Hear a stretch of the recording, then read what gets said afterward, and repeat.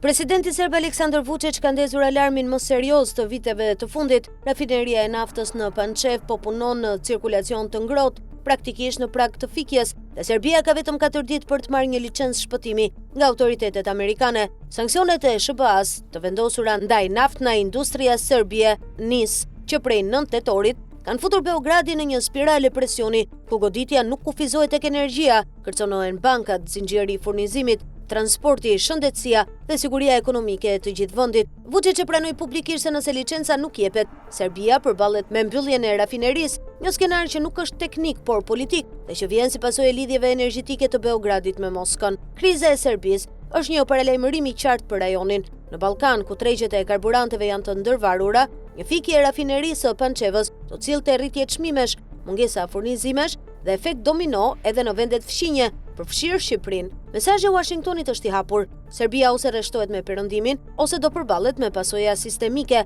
Një krizë e madhe energjetike në Beograd mund të rikthejë tensione ekonomike në gjithë rajonin, dhe në këtë lojë, stabiliteti i furnizimeve shqiptare duhet jetë prioritet kombëtar.